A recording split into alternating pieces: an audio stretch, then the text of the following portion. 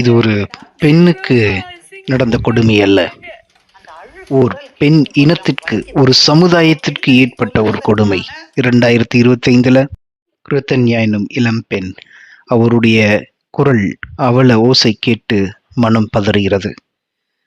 தமிழகம் எங்கும் அவர்களுடைய குரல் ஒலித்துக் கொண்டு தான் இருக்கிறது. இது ஒரு இளைய சமுதாயத்திற்கு விழிப்புணர்வு. இந்த பதிவு வாடாத பூ போன்ற மங்கை நல்லால் மணவாளன் இறந்தால் பின் மணத்தல் தீதோ, பாடாத தேனீக்கள் உளவாத்தென்றல் பசியாத நல்வயிறு பார்த்ததுண்டோ என்றார் பாரதிதாசன். ஒரு இளம்பெண், ஒரு கைம்பெண், கணவனை இழந்த ஒரு விதவை பெண் மறுமணம் செய்வது தவறா என்ற கேள்வியை அன்றே எழுப்பினார் நம் பாரதிதாசன். மாதர்த்தம் மடமையை கொளுத்துவோம் என்றான் பாரதி.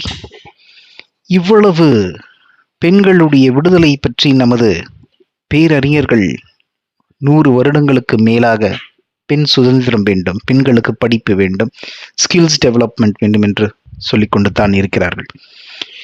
ஏட்டு படிப்பு கறிக்கு உதவாது என்பது போல இங்கு ஒரு குடும்பம் பணத்திற்கும் திருமணம் செய்து ஓர் இளம் பெண், மயில் போன்ற ஒரு அழகிய பெண்ணை ஓர் காமுகனுக்கு தாரை வார்த்து கொடுத்திருக்கிறார்கள்.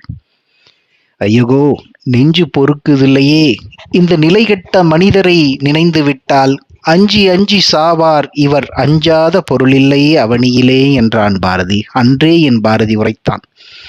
தேவையில்லாத விஷயங்களுக்கு எல்லாமே நீங்க பொருளுக்கு மதிப்பு கொடுத்து, பணத்திற்கு மதிப்பு கொடுத்து மனித மனங்களை உணரத்திற்கு அறிவு கொடுக்கவில்லையே என்றான் என் பாரதி. ஜாதி மதங்கள் வேண்டாம், சாத்திரம் சொல்லாதடி பாப்பா என்று சொன்னானே என் பாரதி. ஐயகோ, இந்த கொடுமையை நான் எப்படி சொல்லுவேன்? பராசக்தி.